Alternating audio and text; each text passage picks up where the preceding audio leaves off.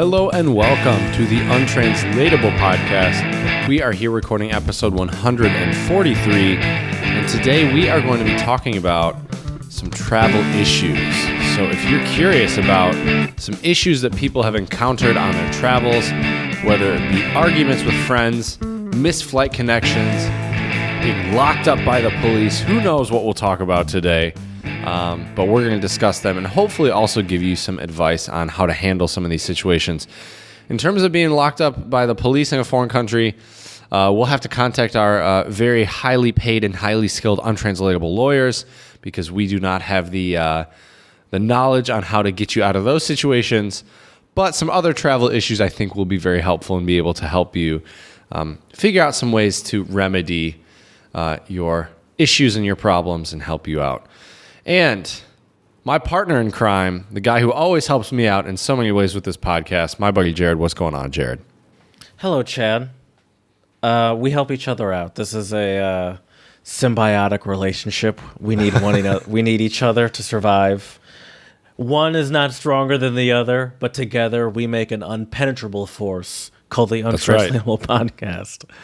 Wow, we should get that on a shield or something. Spread a little love. We should. You could also, though, start by following us on Instagram, Untranslatable Podcast.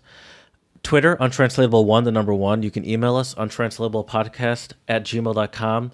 Give us some untranslatable ideas, which are idioms, sayings, proverbs that don't really make any sense if you directly translate them to English, but they have some sort of deep or funny or insulting meaning behind them.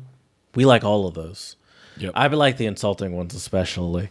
You could also spread a little love and follow us, give us 5-star reviews on iTunes and Stitcher.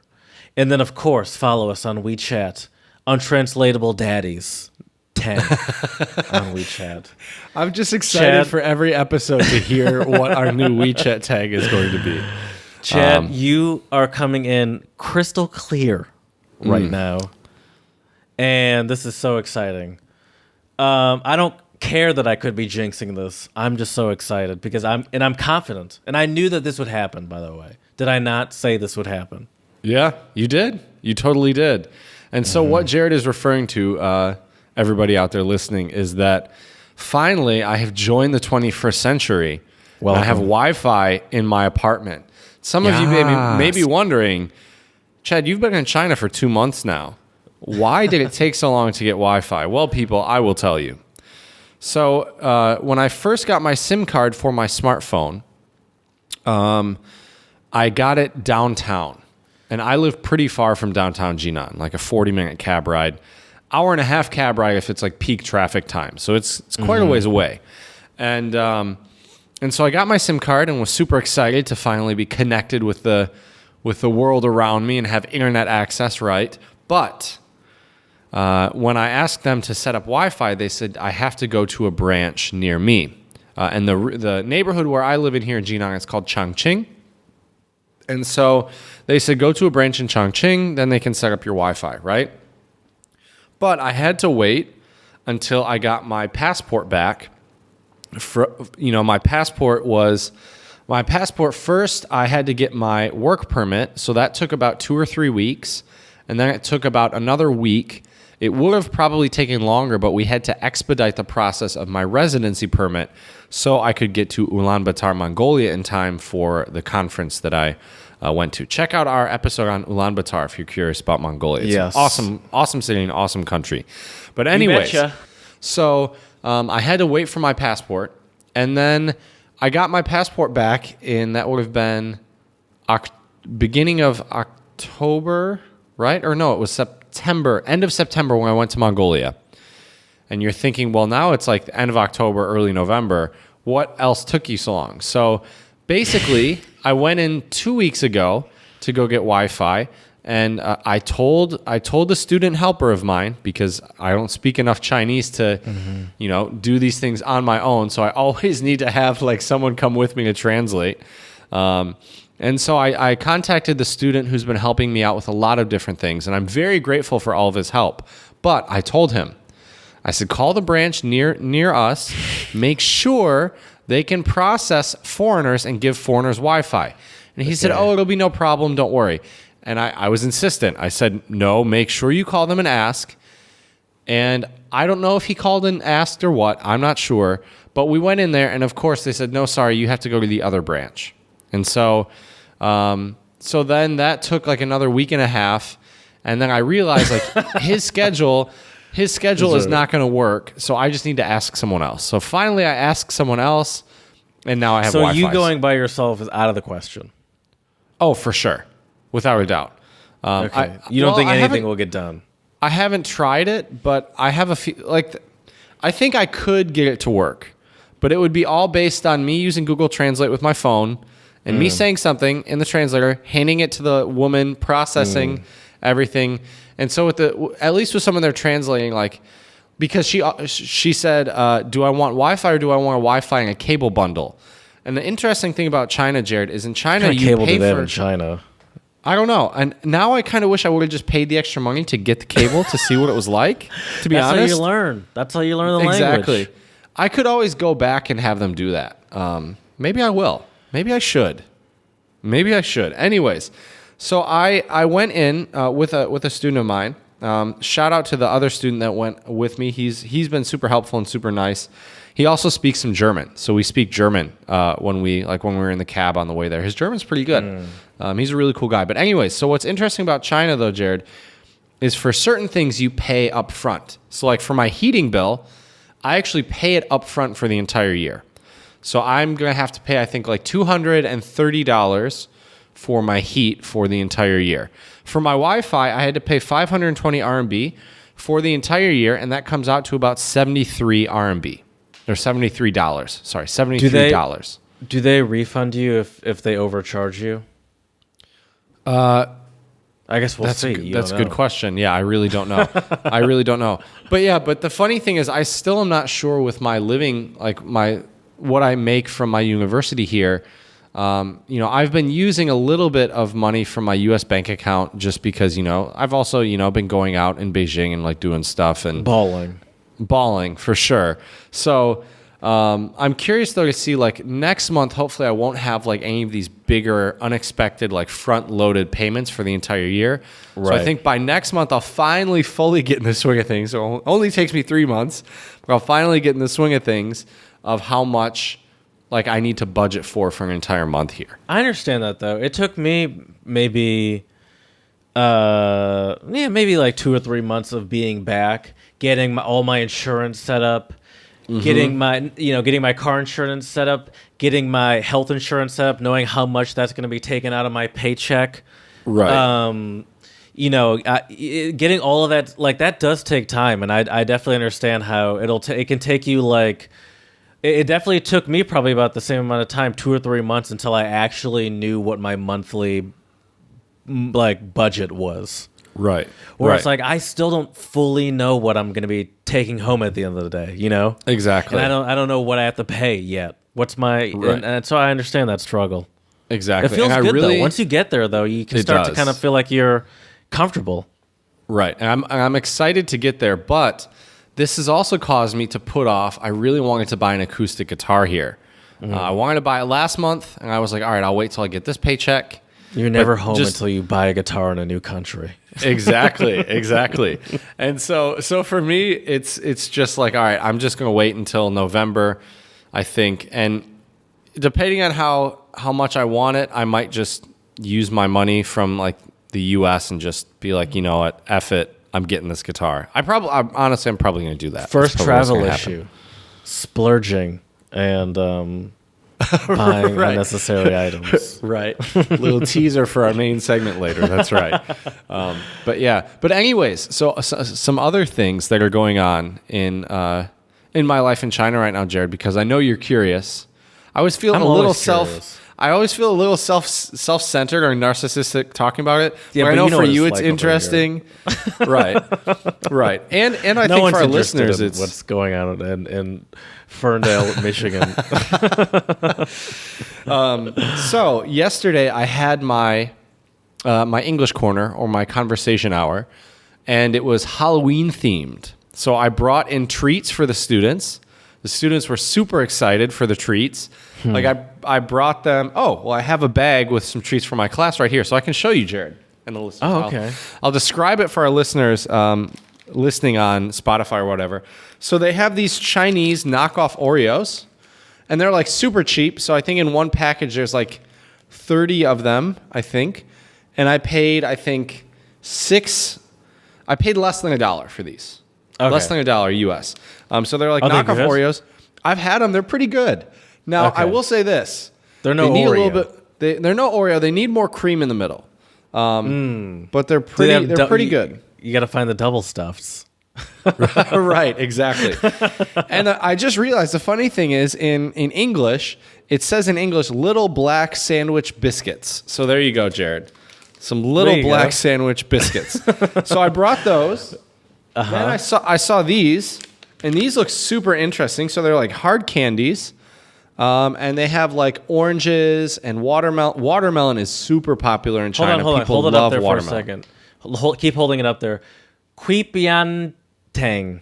Quipiantang. Quipiantang. Chipiantang. I don't know what the tones Chipiantang. are, but yeah. That's the funny thing Chipiantang. is some of these, we're probably saying these wrong, people, so don't. So don't. Oh, for sure. I felt very bad for some of those. Right. But the funny thing is that, like, yeah, they'll have the Chinese characters, and then they'll have it written in English. Well, like, Right. what it would be, that's how Jared's reading it. But the funny thing is that in China, No, they why have... you got to ruin it, Chad? I I was reading the characters. Sorry, everybody. I just exposed Jared's Chinese knowledge right there. But the funny thing is that in China they have pinyin, and pinyin is basically where you have a writing system, a phonetic writing system like this on the packaging, but then they have like arrows, whether it's a rising tone, a Right. falling tone, a flat tone, or like an up and down tone. And I'll But I tell bet you what, you- Jared. Go ahead. No, please tell me what first. I Come on. bet you what, if they had the pinyin on these packages, I could somewhat read it, and the pronunciation it wouldn't be perfect, but it would be okay. Right. I believe you on that. I right. bet you though that the reason they put the what kind of script would you call that? Roman script? Roman, no, not Roman. or Latin script on there, the script that we're used to, is not for people like you and I to be able to name it, but more for a marketing purpose for the Chinese Probably. people. Could be, yeah. And then these are like, looks like Starbursts, kind of. All right, let me do it again. Let me do it again. Hunke Kao Wiru Wi Shitang. Wow, jeez. So I can tell you that hun in Chinese is very. Like hun hao Okay. is like very good. So Okay. and I don't know what the rest of these words mean. But yeah, baby steps, I people. got very excited for a Baby second. I thought you were steps. going to break down this entire... The whole character, right? And the last treat I got were these. I didn't now I just realized this is interesting. So these are like marshmallow candies, but if you look at the packaging, Jared, can you tell me what vegetable is on there? There's a corn on a full corn on the cob on the package. And it says So I didn't- marshmallow. So I didn't realize these were corn flavored, but apparently they are corn flavored. What does that taste like? I don't know. I'll tell you when I open these in class. But what I can tell Are they you, sweet? Oh, you Well, don't okay. know. I don't know. But what I can, So many questions. Jared's so fascinated right now. What I can tell you though, Jared, is that I brought in snacks for my English corner, and I brought in snacks for my class, like my regular Okay. class earlier. And my students gave me snacks, and I have some of them. But one student opened up this package for me, and he was like, "Go ahead, try." And I looked at it, and I'm like, these look like bugs. Ooh. And then I asked him, I'm like, "What is that?" And he's like, "Oh, it's silkworm." And he just like said it so passé. And I'm like, you know what? Thank you, but like, I was like walking around between groups, like asking them questions, and I did This not is not want to the have to time. like, right, exactly. I'm trying to teach exactly. a class, okay? I can't eat your snacks. And I Really, like, oh, appreciate God. I appreciate it, right? No kidding. It was funny though because when he offered all the students near him stopped talking and like turned and looked at me. They're like, "Oh, is the Western teacher? Is he gonna eat silkworm?" But they were all eating them. Like Right. it's not like this gross snack. Like they were eating them. Yeah. Well, I've heard about like people eating, and has nothing to do with Asia specifically, but I've heard about people eating like grasshoppers, for example. And one I've heard that they're filled with protein, and that like once they're cooked up and glazed up and served to you, they're really just nutty treats, even though they look like grasshoppers. A grasshopper. And in my head, I feel like I would love to just pop one of those in my mouth and be like, oh yeah, I love how this tastes. I like nuts. I like sweetness. I like sweet nuts. And that should be a drop right there. there you go. And but I'm like, I know though, if I were to be placed, if I had this placed in front of me, a cockroach. It looked like a cockroach, but it was glazed up and all petrified and crunched up. I'd still be like, I can't just pop this in my mouth. Yeah, no. That's a no for me, dog. But I have heard, now let me ask you this. I have heard that they do, what they will do, by they I mean companies, is grind up the grasshopper into a powder and make like a bar or something out of it. Interesting. Okay. Now I'd probably do that, right? I would feel, for some reason, that to me feels more edible than the whole grasshopper itself, even though it's also a whole, I don't know, but I think it's just because it's shred up and you're not biting like into the form of a grasshopper really makes a difference. Well, here in Jinan, they have all over China. They have fried scorpions. They have fried cicadas, all sorts of stuff. But see, I've seen a live scorpion before, and it still gives me the chills when I look at it. When I think about it to this day. Right. Well, and the other thing is like, for me, I also am a little apprehensive to eat those because a lot of those are at street vendors. And I've been told by Chinese people that some street vendors will reuse old cooking oil to fry it. And like that just, I've heard like if you want to get sick. Is that a problem? There you go. It is a problem in China. Yeah. Like I've reused cooking. For example, I've maybe fried something in a cast iron skillet on a Thursday. Okay. And let that oil sit until Sunday and used it again. Well, I'm talking about, I think this is like heavily reused. They call it gutter oil. They call it gutter oil. Like if you ask a Chinese person. Granted, I made something for 20 minutes for myself. Right. Not right. This is being heavily reused. Thousands of people. Exactly. So yeah, but that was pretty cool. And let me just give you a quick breakdown, though, Jared, of what we did for the Halloween thing. And I'll have one other thing to say as well, and then we can get into the shout-outs. But so I showed them the song "This Is Halloween" from The Nightmare Before Christmas. This is Halloween. This is Halloween. I do not know that song. You don't know? Oh, it's a classic. And so they really enjoyed that. I showed them different costumes in America, and they were asking me about like costumes and some of my favorite Halloween experiences. Well, here, Jared, I can rattle off some of these questions. They're in my WeChat group. Yeah, go ahead. Please rattle them off. But while you're pulling those up, did you ask them what they knew about Halloween or like what their knowledge of Halloween was? I did. And a lot of it was just like Americans like dress up and they eat candy. Racism. No, I'm kidding. they didn't ask anything. I should have talked about that. I didn't. I don't think they really understand racism. That's for the most part. I mean, I don't want to generalize, but for the most part, I don't think they understand America or care, which they probably don't. There were a lot of questions about Halloween parties. So here, I'll just roll through these. So one of my students asked me, could you please tell us more about Halloween parties, and then a pumpkin emoji or a jack-o'-lantern emoji. So that was kind of cool. Okay. Is Halloween a happy holiday or a horrible one, like a scary one or sad? What do people that depends on where you are. Also true. Because in the U.S., it's more of a happy one. But in Europe, like they take Halloween costumes, like I know at least in Germany they go Austria, crazy. Yeah. They take Halloween costumes a little more seriously than even we do in the U.S. Like it's way more towards scary than it is in the U.S. Oh, for sure. What do people usually do at Halloween parties, and how do they have fun? It's always going to be drinking. That's always Yep. the answer. Yep. If it's Yep. if it's parties in America, what do they do? Exactly. I didn't say that, but It's pathetic, but that is It's really true. what the It's answer true. is almost always going to be. You got to get that social lubricant, Jared. You know, that's just how it works. Like all Halloween is, all St. Patrick's Day is, all Saturdays and Fridays is. These are all just excuses. Sometimes for Wednesdays people to drink. and Thursdays in college. Yeah, I don't know why. Most days of the week for a lot of people If here it in the ends United in States are. Y. Exactly. This was an interesting one. One of my students asked me, "How did you buy the treats?" And I was like, "Do you mean like in America? How do we buy the treats, or like how did I buy these?" Right. And she was like, "No, these today that you brought." And I was like, "What do you mean? stole I went them. to a store and I bought them." I should have said that. Oh, I should have said that. This is why you need to come handed visit the me, cashier Jared. a note Right. saying, Give me all your if candy. you want to get out of here alive, give me all of the Huang Ting Kang. Right. So then I was like, yeah, I bought them at the store. And all the students, I kid you not, Jared, in unison, they were like, oh, and then they like clapped. And I'm like, I've been here for 2 months, people. Do you really think I'm that incapable of surviving? Like I can't go to a store. You've been eating for this whole time. Right?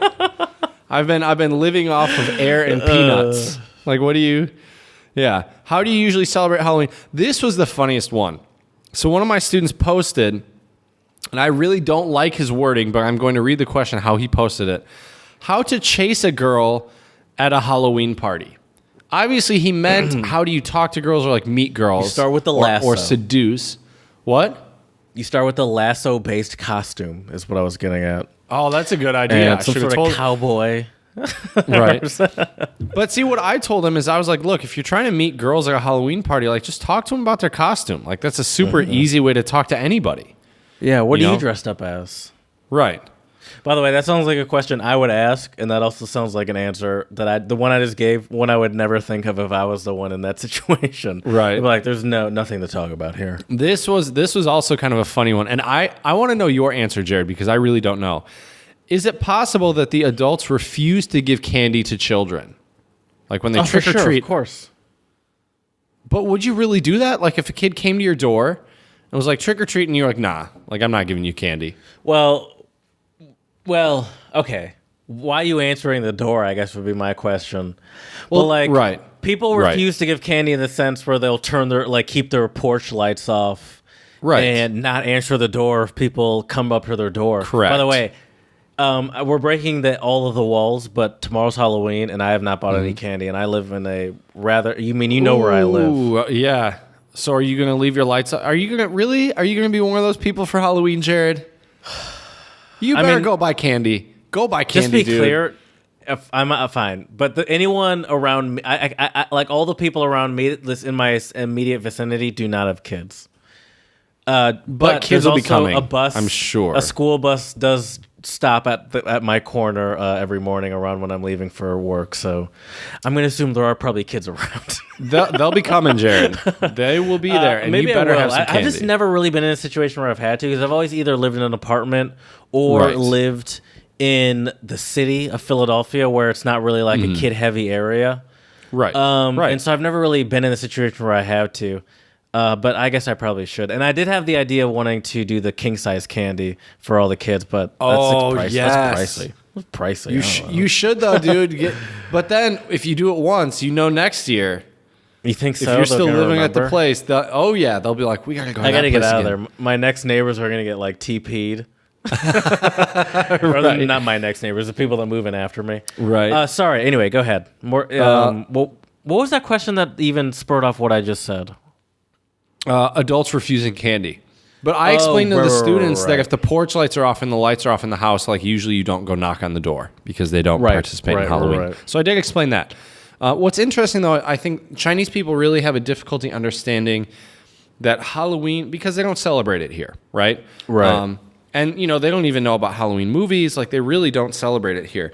In grocery stores, though, there are starting to be, like, little end caps of, like, aisles that will have, like I saw one at the supermarket the other day. They had, like, witches' hats and some, like, pumpkin stuff. Yeah, but that's just more the globalization of the market more than Yes. like Exactly. than anything, I would say. Right. They did ask me why the pumpkin is the symbol of Halloween. And I told them because, number one, I mean, we harvest pumpkins in the fall. Right. Number two, we use them to carve jack-o'-lanterns. Fun fact, though, Jared, in Ireland, I don't know if you know this, but in Ireland, where I did know this. the traditions of Halloween began, it was turnips, not Have you seen those before? pumpkins. They're terrifying. They are absolutely terrifying because you got to keep the evil spirits away. But I realized, though, Jared, that there is a cultural comparison you can draw between Halloween and Chinese culture. And that is in China, they have door guards, which are these paintings of these fierce-looking warriors that they paste on their doors to ward off evil spirits. And jack-o'-lanterns serve the same purpose. So when I said that, like, the Chinese students were like, the light bulbs were going off in their heads, and they were like, oh, like, that's pretty cool. I didn't know jack-o'-lanterns were to ward off spirits, like evil spirits. Got to ward off them Interesting. evil spirits. I thought And it was that's just making why- a scary face in a pumpkin, Right. because Right. Halloween's about being scary. These door guards are very cool looking. They're awesome. I have some pictures of them. I'll send them to you. I think I actually may have sent you a couple of them when I sent you pictures of Jinan. But I probably didn't know what they were. Right. So I always take pictures of them. I've seen one of them. I know what you're talking about. Yeah. Actually, I can think of it. I always take pictures of these when I see them in China because I think they're so cool and they're always different. But yeah. Yeah, I like All right, that. last question though, Jared. There's tons of these, but I want to ask you this one because when my students asked me this, I really had no idea what to answer. So the last one I have for you is, what will happen if adults go trick-or-treating? They'll end up on a list. Right. I honestly never encountered that, but I would say that. What do you think would happen? I don't even know how to answer this. Right. Well, and because that one definitely had me like really scrambling That's to a think of an great question, answer. by the way. It is. I love the questions my students give me here. They are like the funny thing is like they're so creative, but a lot of my students really have a lot of difficulties if I have them explain something in their own words. Because I think in China they've been taught to like recite exactly from the textbook. And for me as a foreign teacher here in China, like for me, you reciting a line from a textbook does not show me that you know it. It just shows me you memorized it. So I want you to be able to use your own words. But they do ask me really creative questions. But anyways, to answer that question, what I said it really depends on the circumstance. And I said basically, I think if the adult has a costume and like, I don't know. It's kind of weird. If the pretty adult weird, has a but I don't know. costume and they come up to your door and say trick or treat, it's probably better for everyone's sake if you just put some candy in the bag. Yep. And say Happy Halloween and move on, rather than, do you really want to have this person who seems like a weirdo to you at your front door with your door open and there's presumably a family behind you in your house and be like, hey, you weirdo, what's with the costume? You're too old for this. Right. Or just give them candy and go on with your day. That's what I would say. Right. I would agree. I think that's a good one. So yeah, so those were interesting questions. Stay tuned for weird. episodes. It is weird, for to be sure. clear. Right. For sure. And stay tuned for next week. I'm sure I'll have some other good questions for my students after my love English this. Oh my conversation hour. gosh. It's great. But Jared, now It I think never it's gets time old. to... It doesn't. And also, I doesn't. guess I didn't think about the fact that they also apply it to, like, it can be related to what you're talking about in this group. So, you know, you're talking about, hey, Halloween's coming up. Halloween just passed. And this is how we celebrate it. And they're like, oh, right, Halloween. That's right. Americans do celebrate this thing called Halloween. Yeah. Right. Okay. So it was fun, and I love Halloween. But the last thing I want to mention, actually, before shout-outs though, Jared, I goofed. I am the worst American ever right now, Jared. I don't have a costume, and I'm going to a Halloween party tomorrow in Beijing. You still have no plan? We talked about this after our last podcast, and I told you I did you a favor by not bringing it up, and I thought I'd bring it up after you went to the party. Yet here we are before the party still. Right. I didn't bring it up, and you're admitting that you're just going to give up. You can't even put on a suit and just make up some character that wears a suit. Barney Stinson from How I Met Your Mother. Right. I mean, look, I could, but I don't want to wear my suit out to like a nightclub where we're gonna be dancing. You don't want to wear a suit. So what? You don't have your lederhosen. You didn't bring lederhosen. Of course, I don't have my lederhosen. The funny thing was, I told my students, like in what Avengers movie is it? Is it Infinity War? You could wear a flannel and be a lumberjack. I could, but what I think I'm going to do is I have like a button down. And what I'm going to do is wear like a nice black button down, and I'm going to put like a bite mark right here, like 2 dots, and I'm just going to go as someone who will become a vampire. There we go. Nice and easy costume. Lame, but nice and easy. Someone that will become a vampire. That's all right. Whatever. It's a stupid one. The other thing that I was thinking about. I'm trying to be nicer. I feel like I'm too mean to you. No, it's a lame idea. It's super lame. But like also the people I'm going out with, like I don't really think like they're really wearing a costume per se. You don't want to be the one in the only one in the full costume. Right. Well, I think I told you and I mentioned this on the last episode. I really wanted to be a teddy bear. But one, it's hard to find costumes in China. The only costumes that I saw online were like your stereotypical, like, I don't know, a pirate, a doctor, a witch. And you didn't want to go out as a teddy bear with a T-shirt and no pants on. That seems like an odd. Correct. Odd It'd be very cold, a little weird. And I'm a teddy bear, obviously. Right. But the funny thing was, I checked online here in China to see if I could find anything, and anything that was like a teddy bear costume was for children, or it was like I even thought about like, okay, what about a hoodie? What about a hoodie with like bear ears? Because I see people in China all the time wear hoodies like this, but they're all girls. And the hoodie, the sizes I found, I guarantee you, a quadruple XL just to fit probably like your American medium. Right, exactly. So no costume yet. We'll see. So I feel sad as an American going out for Halloween and not having a costume, but it is what it is. What can you do? I mean, I've probably been that person, but I probably just wouldn't go out, to be honest with you. All right, Chad. Now, obviously, we need to spread a little love, but I'm looking at the time, and I would request your favorite love spread of the day. Okay. Shout out. My favorite shout out is that there are social media influencers and YouTubers who have united to plant 20 million trees. So the goal is by the end of 2019, there will be 20. Interesting. Okay. Well, I guess $20 million to plant 20 million trees. So I think this is awesome. $1 a tree? Yep. Check out #TeamTrees. And if you yourself are concerned about the environment and our future, feel free to donate to Team Trees. #Team Trees. Help us plant 20 million trees around the globe by January 1st, 2020. And right now, Jared, in case you're curious, there have been 7,700,051 trees planted. Not used to saying words that big. I Googled this, and the first article that came up that was posted earlier today, why did Elon Musk just buy 1 million trees? Oh, that's awesome. That's great. I don't know the answer, but find out next week on the Untranslatable podcast. That's right. Right.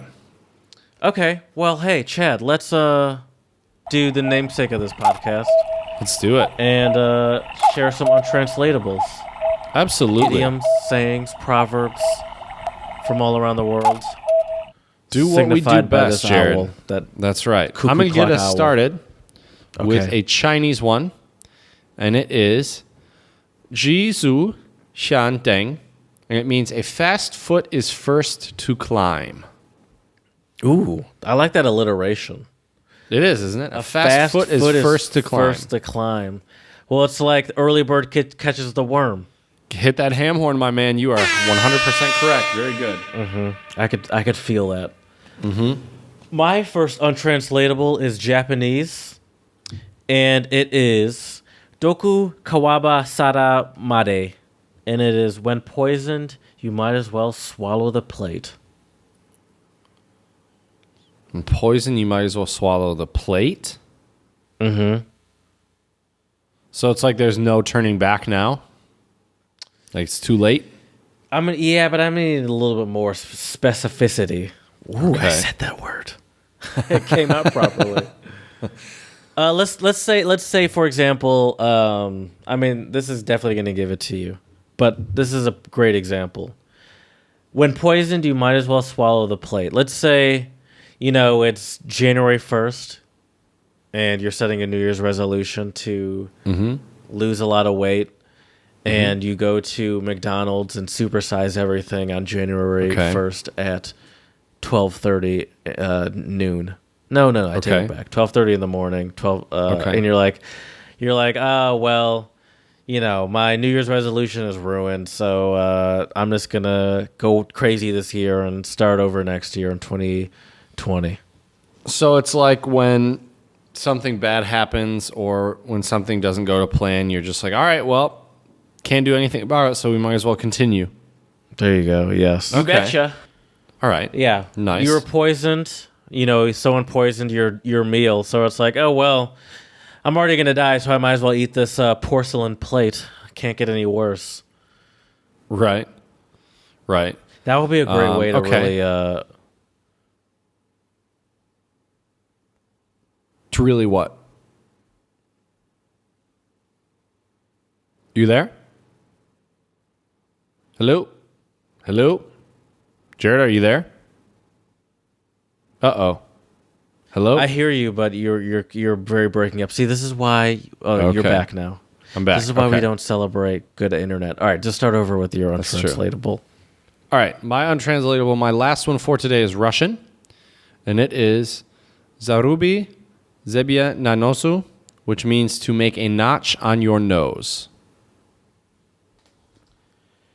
To make a notch on your nose is to not forget something, where it's like very someone did good. you wrong, and it's Very like good. that one for some reason resonated with me very much. As soon as it came out of your mouth, I could just feel it. Where it's like, oh no, this is always going to be with me. Don't until this has been settled. And that also sounds like a very Russian thing to do. Right. Пожалуйста. I will not forget how you have mistreated my family. Can I give you one more untranslatable, please? Absolutely. My next one is which one do I want to do? I have so many good ones in front of me. It's Greek, and it's na miriso ta nihia mao na merehis. Damn it! Let me start over. My next untranslatable is Greek, and it is na mirisiho ta nihia mao. Which And means? that translates to, should I sniff my nails? Should I sniff my nails? Yeah. Should I sniff my nails? I don't even know where to begin with this one. This one sounds like a tough one. Give me a clue, Jared. Hey, Chad, what's the current temperature in Porto, Portugal right now? I don't know, Jared. Should I sniff my nails? There you go. So it's just like, I don't know? It was like, how should I know? How should I know? Ah, okay. That's a good one. Should I sniff my nails? Okay. Oh, I like that one. That's funny. Well, Jared. It's kind of like, I guess, maybe like rubbing like a genie thing or something, or it's Right. like, I don't know. How should I? Right. Yeah. Let's talk about some travel issues, Chad. Let's do it. What do you got for me today, Jared? First of all, what do I got for you? This is how this goes, everyone. No, I'm kidding. I mean, it's funny that you say, what do I got for me? Because, I mean, you're the king of travel issues in the sense that every time I've traveled with you, you've been very cognizant of many, many travel issues that, at least in the times that we've traveled together, have never come up. True. So let me bring up one of my biggest worries in terms of travel issues, which is missing your flight, missing your train, missing your connection, whatever that would be. Well, it's funny that you say that, Chad. Yeah, go ahead. I have the list of the top 15 reasons why flights are delayed. Oh, interesting. Okay. Now, obviously, you can knock out a couple of these. Okay. Technical difficulties on the plane, like they need to fix something or repair something. Of course. Mechanical issue. Number 14. Mechanical issues. Number 14. Okay, mechanical issues. If there's like a long lineup on the runway. Number 1, air traffic control. Okay. And I think that's where that would fall into. Yes, I would agree with that. Okay, I've gotten 2 of 15. Okay. Let's see here. We don't have to do all 15, obviously. I can run through the ones you don't get. Okay. What about Now, what some about of these like late passengers? Connecting passengers is number 6. Okay. All right, give me the rest of them because it'll take me too long. Otherwise. Now, there's one more that I want you to get. There's one obvious one. Think about it. It's November here in Michigan. Oh, like weather conditions, like There bad you go. snow. That's number 2. Okay. Number 3 is bird strikes. Okay. Number 4 is knock-on effect. I don't know what that is. I'm going to be honest with you. I don't know what that is I should either. have looked that up. Knock-on effect is a secondary, indirect, or cumulative effect. Okay. That doesn't So it's help. just like Okay. because of something else is what they're saying. Sounds like it. Yeah. Strikes, connecting passengers, which you said, connecting bags, Okay. cargo, which is slightly different than just people's bags. Right. Waiting for crew. I've been in that situation. You've probably been in that situation Yep. too. Yep. Mm-hmm. Have you ever been in the situation where? Oh, I guess number 10. Crew rest requirements. I've been in a mix of both the waiting for crew and the crew rest requirements. So they say we're waiting for the crew that's, and the flight will take off. The crew's on a flight that's landing and we're waiting for them. Then when they get there, Right. we get onto the plane. There's a slight delay at the airport. Then they'll say the crew's time has gone over. So we have to go back and get a different crew because their time has gone over. That is the worst. 11 is catering. 12 is security clearance. Right. 13 is aircraft preparations. I've seen that too, where it's like a Right. paperwork situation, and where it's like, oh no, this one paperwork had the wrong flight number, and legally, if we Right. leave without this, the pilot goes to federal prison. Or Right. some crazy shit. Right. Mechanical issue and weight restrictions. Okay. Have you ever All been right. on a small plane where it's like they move you around, where it's like, you're No. a thicky thick, go sit in the front or something. Thankfully, Or no. I'm also not left thicky- wing. I'm not a thick enough person to get moved like that. But Not but yet. no. That's what you think. Well, Jared, tell me how you really feel. Do you have any specific airports that you hate to go to because you always get like nervous? For example, now this might have changed, but when I lived in Michigan, and I would travel to Louisiana, my family there, Colorado, and Texas. Those were 3 places I traveled often for family reasons, and I always had it drilled into me by my parents. Granted, my parents were taking me to the airport. I was a child. Right. We don't check our bags because the Detroit airport is notoriously bad for screwing up checked bags or messing up. Like it'll say one. Like I've had many times where it says go to carousel 4, and like I look behind me and I'm like, that's my bag spinning around on the carousel behind Right. me. That's like carousel 2. Yeah. And I don't know if that's still the case, but I know that used to be the case. But I have a list of percentage-wise the most on-time percentages for airports. So I'm curious to know if you have any airports that you're just like, oh, I'm scared. I hate when I go to this one. Yep. Or I got one. Okay. Chicago O'Hare. Did Yes, it a couple that's a good times. one. Never again. Never That's a again. good one. Nope. If I can avoid, honestly, I would rather spend the extra $100-$200 to fly out of Detroit than to save a couple $100 and have to fly out of Chicago O'Hare. Not happening. I can think of 3. Okay. Paris, Charles de Gaulle Oh yeah, you're right. is a nightmare. That is a complete nightmare. Yes. London Heathrow I've is never a been there, but nightmare. I've heard. Yeah. And and Newark that was often a great option. It's a giant airport, Newark, New Jersey. It's right outside of New York. It's a great option. It's like 2 hours away from Philadelphia, but it's a much bigger airport. Not much bigger, but it's definitely bigger than Philadelphia. But it's just like every time I've gone there, I've gotten confused. And anyway, here are internationally the on-time percentages. When you think of delayed airports, you probably think of places like LAX, Los Angeles, Dallas, or JFK, particularly if most of your travel tends to be domestic. While some of these airports are indeed delay-prone, LAX Airport, for example, ranks number 38 out of 50 major airports in 2018, with an on-time percentage of 75.29%. These are by no means the worst. Number one, the worst is Jakarta, Indonesia, with a 51.9% accuracy rating. Not good. No, Mumbai, definitely India, not. 60%. Hong Kong, 63%. Seoul, South Korea, 65%. Paris, Charles de Gaulle, France, 66%. Frankfurt, Germany, 66%.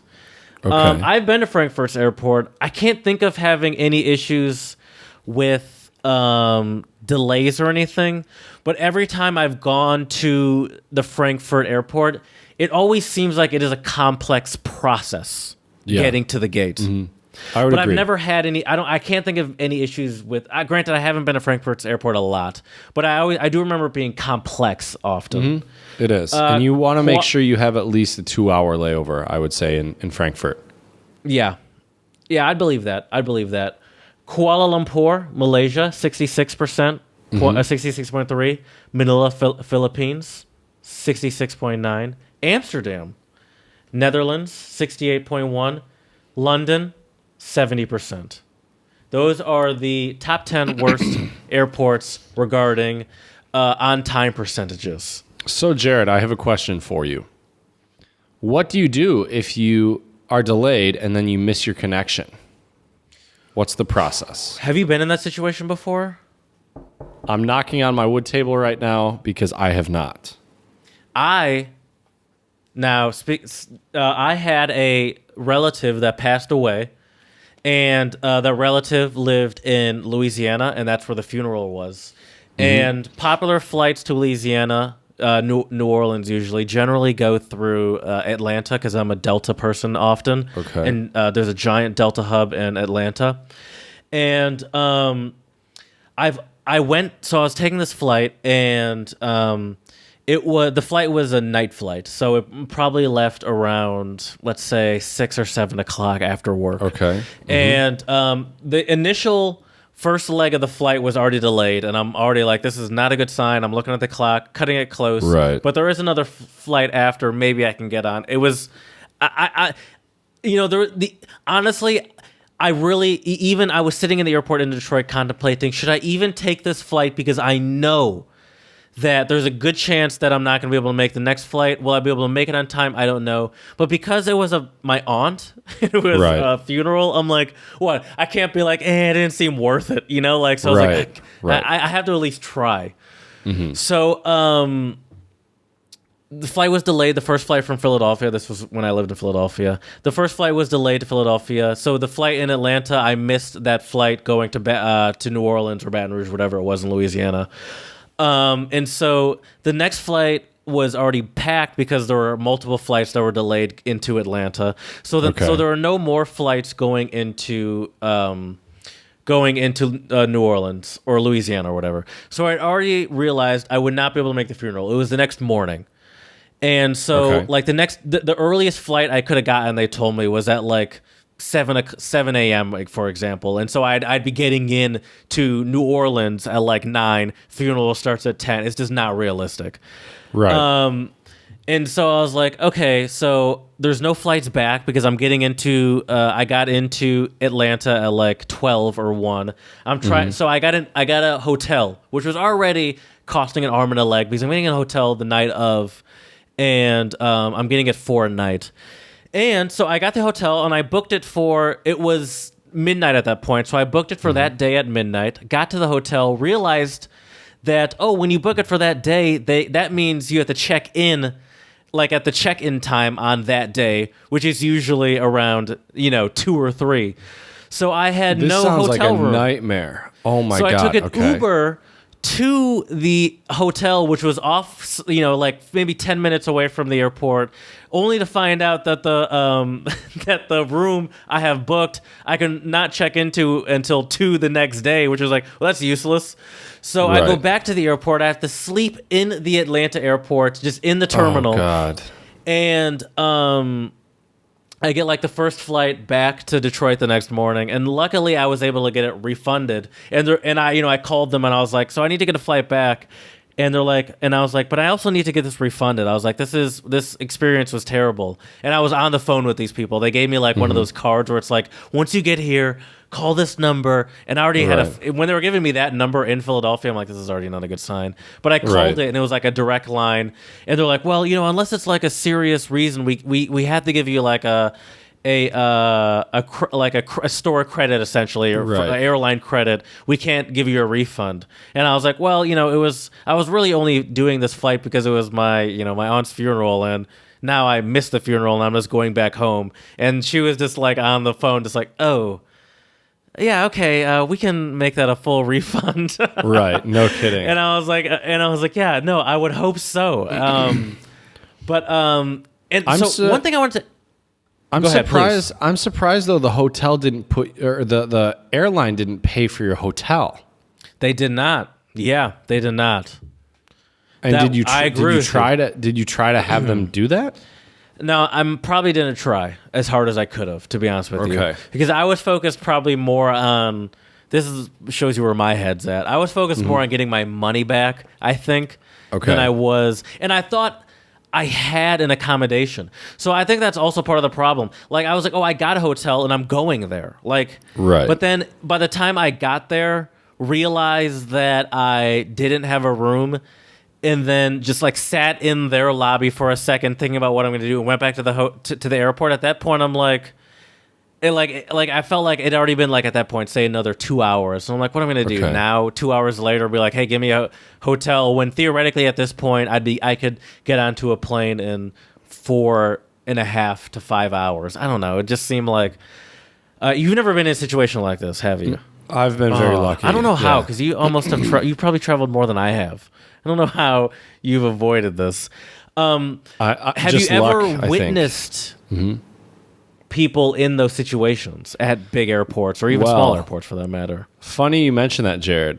You remember my old roommate in Vienna, Carl, right?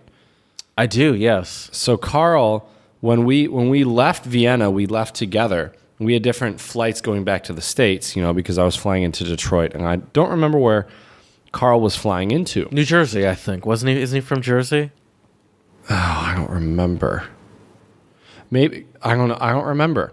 But anyways, I think he's from New Jersey. His flight got canceled. Just straight up, his flight to the States. We had to fly from Austria to Frankfurt. That's crazy too. We were like all an in international flight just getting canceled. Yeah. That really also puts into perspective when WoW Air this ended too overnight, and all the flights were just like, sorry, doesn't exist. So anyway, I don't really know what he did. canceled. I know he had to they told him go talk to the customer service rep or whatever, and they'll assist you. But I don't know what the policy is. If they cancel a flight, do you automatically get a free flight back? Do you have to pay for one? Do you pay for? I don't know if you get a free refunded? flight. Well, here's the deal. His situation is a little different than mine. He's in Austria. He has to get back home. I was going away from my home to a different location. Right. And so it's like I'm going back home only because now the reason for my travel has been rendered moot. Well, that was a fancy sentence. That was a fancy sentence. The point of my travel is now pointless, and so that's the only reason I'm going back home. So for him, I think it's a more cut and dry situation where it's like the airline is now responsible for finding getting you home. The next. The next flight option back home, where it's like I bought a ticket to do this flight, and this flight, it's not like in this flight, this is still possible for you to do for me, so you owe me this because this is what Right. I've already paid for. But Right. mine, and so like I think his situation, he probably maybe he had to wait a few hours, and especially since Austria, Vienna's a giant airport. Yep. There's plenty of flights to all of the major hubs, whether it be Paris, Amsterdam, Frankfurt. There are Right. plenty of flights back and forth from Vienna to any major hub in Europe. So I'm sure he probably had to, at the worst, wait a few hours. Right. Yeah, I think that's what ended up happening. I will say this, though, Jared. In any of these situations, even though I have not been in them personally, I just imagine, obviously it's incredibly frustrating, stressful. Oh, for sure. Inconvenient, terrible. I mean, we could brainstorm all sorts of adjectives to describe how bad it is. But I think if you are in those situations, you need to really keep your emotions in check, because by you lashing out at a customer service rep or someone else, that is not going to do you any good. And I think it's much better to be very kind. Try to be as understanding as possible, because I imagine these people probably get phone calls of people yelling at them all the time, every day. And I think if you give them some kindness, they'll also be much more willing to help you. I've been in a few flight scenarios in my day where things like this have happened. I've also been in ones where I mentioned during the Untranslatables, where you've been on the tarmac and they have to go back because time's been, they've overdone time and it's already like a delayed flight. And so I look back on those things in retrospect and like, man, that was an annoying situation. Man, I had to sleep in an airport terminal, and I'm not one of those people that can just lay out on an airport floor. That is the most not the most disgusting thing. It's pretty gross, though. It's pretty but gross. It's up there. Yeah. Like, so you're just uncomfortably sitting in those chairs. I've been in that situation, and I look back in retrospect and wonder, what could I have done to maximize these situations I've been in? Because sometimes I just, like, for example, in that situation where I was going to Louisiana for a funeral, I kind of just accepted a situation that I probably could have made better. So I scoured the internet for a list of the immediate things you should do if you find yourself in a situation where a flight is canceled or delayed. Ooh, let's hear these. Well, what would you do if you're in that situation? You've never been in that situation, but you have the anxiety of someone that's never made a flight on time. I do. You're right. I would probably, I guess my first thing for me personally is, I know it sounds cliche, but I really think it works, is take a couple deep breaths, tell yourself, calm down, everything will be all right. At least I tell myself that whenever there's any close calls with travel. Because I think the worst thing you can do for yourself is not have a cool head. If you're not calm, you're going to make irrational decisions. You might act inappropriately. You might be really rude or be an asshole. And so it's really important, I think, to stay calm. Then the next thing would be try to make a plan. Find out, who do I need to call? What do I need to do to get the problem solved? Then once you figure that out, obviously, then you would take the steps to, call whoever you need to call or go talk to whoever at the customer service desk. And then once again, as I mentioned, I would try to be very kind, very calm, really try to explain the situation very clearly, and then hopefully it'll be resolved. That was beautiful, Chad. Nothing makes me angrier than being at an airport and seeing people yelling at the people behind the computer over their canceled or delayed flight. Like, the people behind the computer have any control over the weather, over the flight schedules, over the planes. Those people, I demand a spot on this flight. I paid for this ticket. How dare you take away my ticket? It is like, listen, I'm just telling you what the computer is telling me, because a algorithm spit out and decided that you're the one that's not going to be able to fit on this plane. It's like, I have nothing to do with this. You're too thick.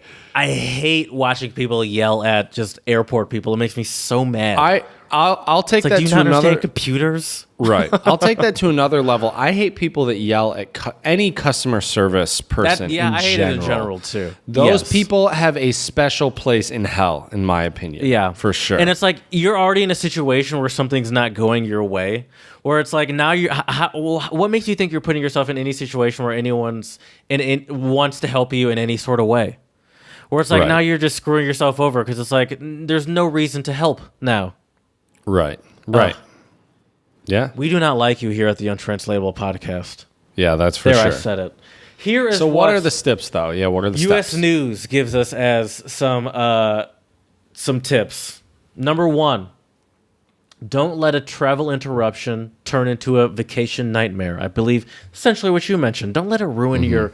First of all, don't let it just ruin your disposition completely. Take a deep breath and soak it in for a second. Even after spending countless hours carefully plotting every step of your journey, an unexpected delay or cancellation can derail even the most well laid out trip. But that doesn't mean that your entire vacation is ruined. Keep that in mind.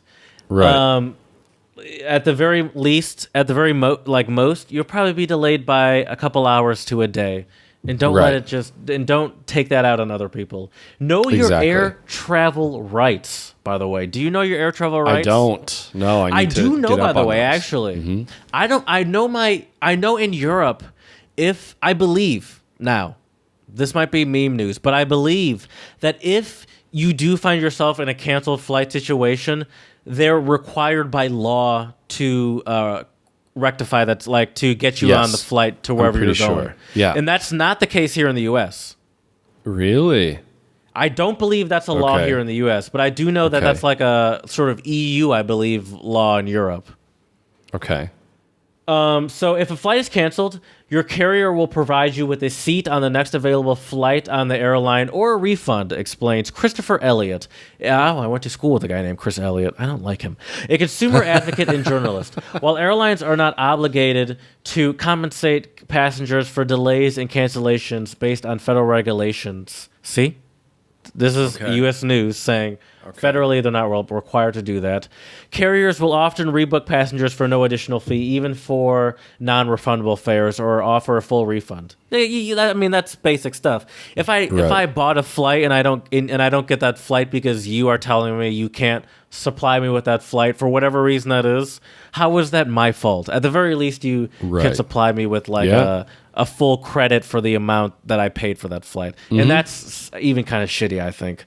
I agree. But just know what options you have. Maybe with the credit card you booked with or something, or through the site that you booked with, you have extra, like maybe you have a full refund that you don't even know about because you have a frequent flyer. Like I have frequent flyers at places that I don't even fly with that often. That sometimes I just have to check to see, do I have a number that I could put in? And maybe that gives me some extra leeway when booking a flight. Exactly. Can I also add something though, Jared? I think with knowing these things and who to contact, I think it's also important when you contact these people to get either a refund or a credit or whatever. I think you need to be friendly, but also firm. Don't be a pushover. Yes. You don't want to be rude, but also don't be a pushover. Know in advance what your options are and really make sure you get the right thing for you. And like people, especially if you're dealing with someone on the phone, but even in person, really, but I'd say especially on the phone. Let me just be clear. I feel like people are trained to give you as little as possible in order for you to concede for, I guess, an obvious reason. If you just, obviously you're trying to, as a company is trying to lose as little as possible financially. So it's like concede as little as possible, but satisfy the customer at the same time. Right. And usually that is not the best for you, the customer. And just because that's what they're willing to offer you doesn't mean that you're not entitled to more than that. And so, for example, check if your credit cards offer trip delay protection. Some credit cards offer full refunds. Some credit cards offer levels of insurance. Can you tell me which those are? I know the Chase Sapphire card does, or the Chase Reserve, which I believe is higher than the Sapphire. Okay. The Chase Sapphire and Reserve card are known for being like sort of quote unquote luxury credit cards and great for travel perks. So they're great. They have a lot of great restaurant, airline booking, hotel related points and perks that you can get. Also, that would be an interesting episode to cover. Different travel perks. We need to get someone in on that because that might be a good one to recruit Don. He's very good with credit cards because that's true. I am very I'm actually going to write a note to do that. But I'm very foolish with credit cards and sort of very credit card dumb. And I don't know a lot about credit cards. I'm going to write that down. But That's a good idea. Do Well, you- Jared, I Go ahead, would like to please. talk of some other travel issues because we've really focused on delayed flights and plane issues, which can be a big problem. But I want to talk about just a few others quickly before we get into the song of the pod. So I think another one that can be a travel nightmare for a lot of people is if you were incorrectly billed for something. Say you get a rental car, you have insurance for it, but then you're billed for damages. And really, my only resolution for a lot of these problems is kill them with kindness, but be friendly yet firm. And I would also say I always keep a copy of like whatever I sign. So, if I'm signing something for a rental car or you get the terms and conditions, keep that so you can also read through that. And if you have it on your computer as a PDF, you can easily use the find key on either Adobe Reader or Preview or whatever you're using and search for keywords in order to find that very quickly. So you don't have to read through 40 pages of terms and conditions. But that's a really bad one.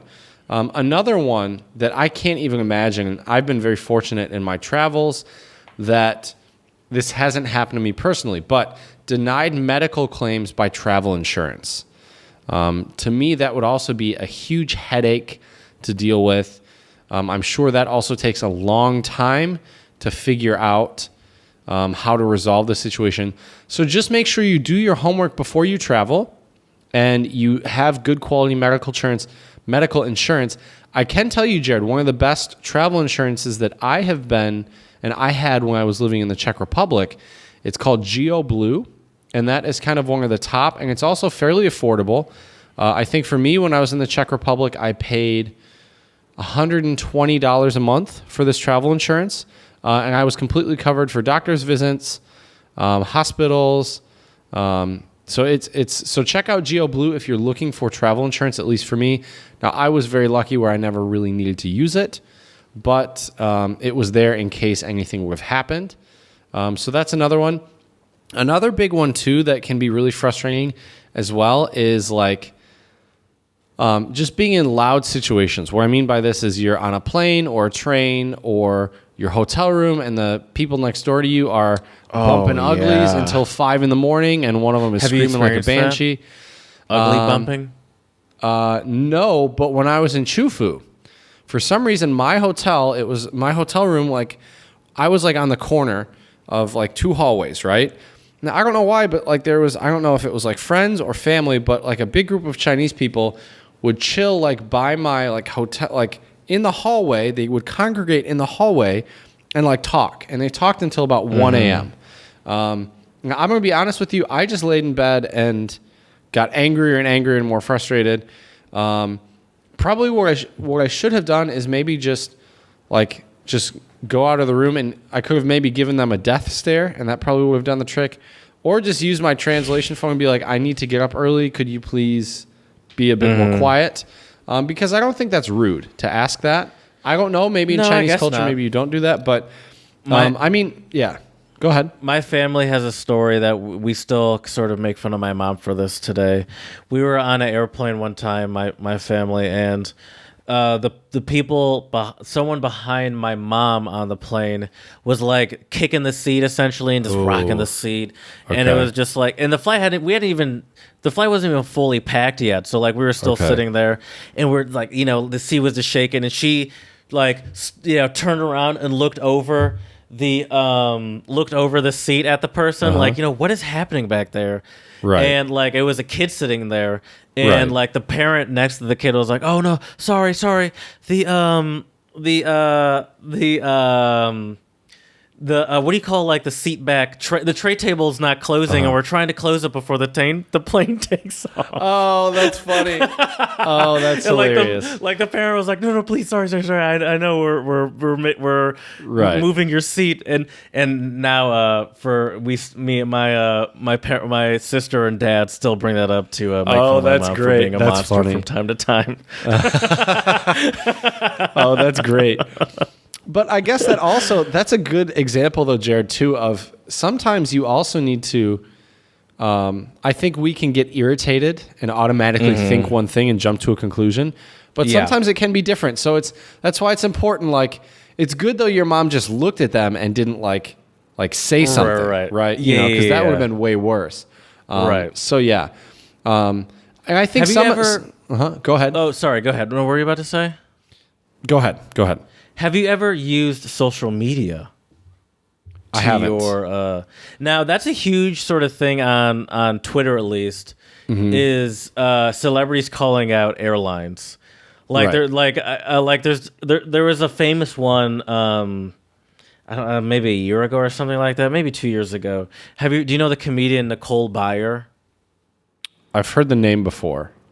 She's a American comedian, but she was on a Delta airline. Maybe I shouldn't have said that just in case that sponsorship was about to come in.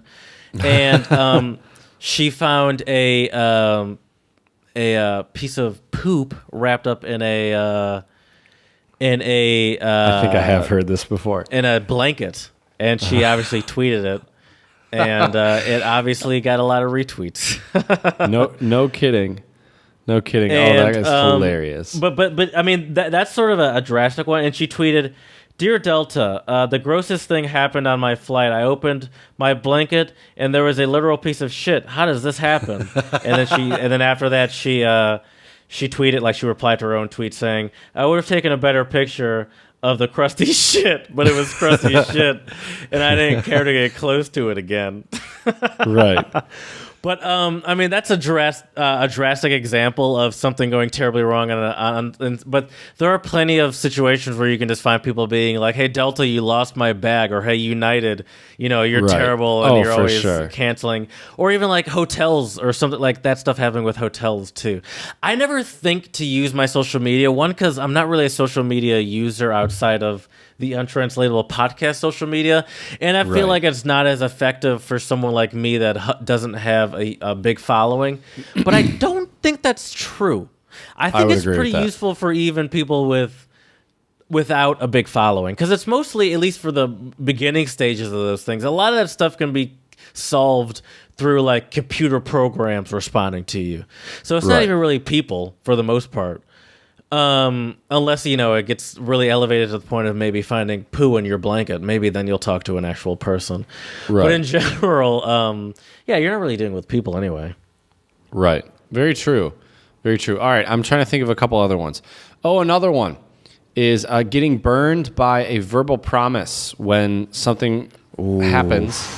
Like, get it in writing, people. Get it in writing. If they tell you something, like, make sure you get it in writing, because otherwise that's not going to be good. And I hate to play the devil's advocate, but I don't even know if I can really fully blame some of these people, because you get so many people complaining to you if you're working at one of those desks, you're a flight attendant or something. Right. Complaining to you about a problem that's out of your control. And it's like, at this point, you have so many people complaining to you on a daily basis about the same garbage that you have nothing to do with, where it's like, Right. you just get to a point where it's like, I just want to placate this person and tell them something that'll get them off my back for long enough where it'll no longer be my problem by the time Right. they realize that it hasn't been solved, or in that time it'll just solve itself. I feel like there's a Right. lot of assumptions that Exactly. get made. And I would say in that instance, I would stay on the phone with them, stay on the line. Or if you're in person, I mean, just stand in line and wait until, like, have them either print it off or send that to you via email. And know that you can negotiate. Nothing. Right. There's no like all these things where they say, "Oh, there's a policy where we can do this," or "This is the rule for when this happens." That's not really true. There's Right. no governing body that's like, oh, it's more flexible than one might think. And this is something Absolutely. I could teach myself too, just to be clear. But Right. that's something I read often, where it's like, don't be afraid to negotiate, because nothing is set in stone, and you can get more than you think if you're willing to put up enough stink. Oh, absolutely. Absolutely. Well, Jared, I have more of them, but I think we should do a travel issues part 2 at some point, and I let's think we move on can and too. talk We didn't about even get to the Reddit stories. We didn't. We had our own stories. We so didn't. That's even better, Yeah, I think. That's true. So we'll do a travel issues part 2. We hope you've enjoyed this segment. You but now betcha. it's time to listen to some tunes or talk about some tunes. So what song did you pick for us today, Jared? It's a good one. This is a good one. This song, because I had to change it so many times, I have to like find where I. This song is by. This song is. I'm sorry. The only reason I'm doing this is because I really did have to change the song 3 times on Chad. This song is by Oxmo Puccino and featuring Orislan, who are 2 French hip hop artists. And the song is called My Life. And now I gave you the song, and I don't know if you saw the music video. Did you see the music video, or did you like find it on Spotify or something? The music video, the song is in French. These are 2 French artists. They're both French. Oxmo Puccino was a former Song of the Pod artist, we've realized, with the song Le Droit de Chanter. But this song, My Life, is in French, even though it's called My Life. And having seen the music video, it is one of those songs where it's like, I love the song and I know exactly what they're talking about. Where it's like, essentially, if you look at... Do you know what the song's about? By the way, it's a hip-hop song for those of you listening. No idea. I'm assuming they're just talking about their daily life, but I have no idea. So they live so they're in a, seems to be a Trabant, a Trabi as they call it, which is a shitty sort of Soviet Union era car. Yep. And they're in traffic. Actually, it might be a Lada, which is a shitty sort of Soviet Union car. And they're in a Lada maybe, and they're in traffic, and the car breaks down or something like that. And they're just like, I wish I could live my life the way I wanted to live it. And they essentially are just rapping about all these terrible things happening to them with their life. But, if they could live their life properly, this is how it would be going. And these 2 rappers, I think, are very good rappers. I mean, I clearly love Oxmo Puccino because I almost chose a same song twice. And their vibes are so great and they fit the song so perfectly. And if you were to watch the music video, which will be on our YouTube Song of the Song of the Pod playlist, even if you don't speak French, the song is in French. You'll know exactly what they're talking about if you listen to them, listen to their singing, and watch the music video. I love it. It's so good. Yeah, it's a great song. I love the beat. They're both of them have like a really cool voice. Like Oxmo Puccino has kind of a low, deeper voice, and it's great stuff. Yeah, check it out. My Life by Oxmo Puccino, and who's featuring on it as well? Who's featured on featuring it? Orelsan. Merci beaucoup. De rien. All right. Well, now, do you Jared, have a Chinese word of the pod for us, Chad? Of course, I have a Chinese word of the pod for us. It is. Hold up. Let me double check the pinyin. By the way, this is. Sorry, go ahead. I was gonna say this is why we don't get overly excited about Wi-Fi. Anyway, keep going. the word is wen ti. Wen ti, and it means problem. Ah, okay. Problem. I have a Spanish word of the pod, of course, and it's esterante. Estresante. Excuse me. Estresante. Is that like stranded? Estresante is not stranded. What Yo is it? soy estresante. No, I don't think that's how that works. Stressed. Is it stressed? Yes, it is. Stressful. Oh, stressful. Okay. Nice. Okay. Well, Jared, I do have some jokes for us today, finally. Been lacking on the jokes because before I had Wi-Fi, my internet connection has been incredibly slow and it takes forever to load a page and sometimes only half loads. So I have a couple travel jokes for you, Jared. But first, I'm going to start you off with a riddle, actually. Where can you find an ocean without water? In the 80 section of your FYE music store at the mall, Billy Ocean. Caribbean Queen. Not quite, Jared. The answer is you find it on a map. Oh, yeah, that's a good one, too. On a map. Jared, where do hamsters like to go on vacation? Where's that? Hamsterdam. Ooh. Where do cows like to go on vacation, Jared? Not to the movies. To New York. New York. That sounds like a sequel to some terrible like Dr. Dolittle movie. Right. Dr. Dolittle right. 2, Back to New York. Oh, that would be funny. That's great. What happens when you wear a watch on a plane, Jared? What's that? Time flies. I wish I would have taken a second to realize what that joke was going to be before I graced that with a rim shot. That thank you, Chad. You by the way, you need to have like a wow. drop. Yeah, exactly. I'll just do that. Drop at 120. Well, while Jared's doing that, it's time for a quote. I have a quick question. Yes. Okay. Sorry, I let's had hear to it. write that down, but I do have a quick question. Is it? Do I have to just give up on WeChat? Is that what's happening here? No So WeChat for me. I asked my students, and they tried it, and they said you need to just register with a new phone number. So I don't want to loop someone else into this. I mean, look, all you do is you borrow your girlfriend's phone for 10 minutes. You Right. make a WeChat. Then all you have to do is then you will when you have your account set up, you'll click Change settings, change the mobile number. It'll send it to your phone, and then it should work. Yeah. I think I could make the QR code thing work I think it has to be like a lot. Like I think the QR code expires after a amount of time. So I think Probably. if you're in this situation, if I could like pull up a fresh QR code and as like you text me, hey, send me the QR code now, and I'll have my student do it right now. Then I think it might work. Try it. We can try it. So maybe next time you're in a situation where you could have a student do it, text me, and I'll pull up my WeChat and pull up and then we could do it in real time. I mean, I'll be okay. Well, I'll be going to class in a few hours, but you'll be asleep. That's the tricky thing with China is the 12-hour time difference. Yeah, and exactly. coordinating You either have to be around a student early before you're in class, or Right. at like 9 or 10 o'clock at night.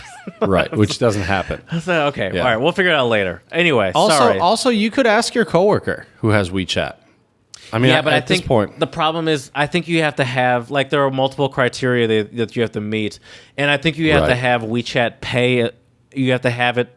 I know she's had it maybe for a long enough time, but Right. I think there are other criteria that she hasn't met. Like she can't have WeChat Yeah. Pay because, and she's also out of the office for the next 3 weeks, so it's not really Okay. like all right. even Well, if so.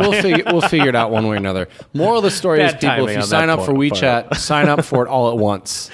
Yeah, Don't commit. half sign up and wait. Yeah, go all in. Anyways, time to my recap gosh. today's episode and give a quote of the pod. And I think the key with all of these travel issues is that you just need to keep a level head, stay calm, and like we've said, and I'll say it again, friendly but firm. And I think that's really the best way to solve your travel issues. And also do your homework. Do your homework beforehand as well. That's incredibly important. Know your flight rights. I still don't know them, so I feel like a hypocrite telling you this, but I'm going to need to learn those. And also, too, just make sure that you keep in mind that a lot of times when there are issues and you're discussing things with a customer service representative, a lot of times it's more of a negotiation than just a policy. I think if you're polite and if you explain the situation, they might be willing to give you some more perks and some more help. So keep that in mind. Yeah, I agree with that. Well, Jared, sadly, it is time for today's episode So to come sad. to an end. I always love doing these episodes with you. It's always so much fun. I do too. We hope you have enjoyed this and had some fun as well. If you have any interesting travel issues and stories, please let us know at untranslatablepodcast@gmail.com. We would love to hear them. We can read them at the top of the show for our next episode. It'd be interesting to see what your issues were and how you dealt with them. You Might be betcha. a very helpful and eye-opening experience for other listeners out there. So we would really appreciate it. If you've tweeted at Delta Airlines or others, and you're a Twitter user, you can check us out on Twitter at Untranslatable1, the number 1. If you want to hear our awesome song of the pod today, My Life, check out our YouTube channel, Untranslatable Podcast, and check out the video, and I'm sure you'll be able to relate to it and enjoy it. So Just we to be really clear, by the appreciate... way, Yeah? I've been on a retweeting frenzy on our Untranslatable One podcast Twitter. Check it out. You can find things about, like, for example, the 15 bizarre fast food pizzas from around the world. That's something I want to talk to you about. Maybe we'll get to that later. Okay. Next episode. I've got some weird ones in China I can tell you about. That's for sure. A lot of them are in Asian countries. Right. Not all China, obviously. Different ways people say, like, buddy or dude or bro around the United States, and then different regions where they say that. I want to talk about that for sure. Or China sneakerheads chase 6,600% returns flipping Air Jordans.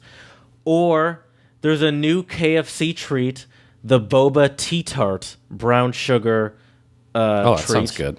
Okay.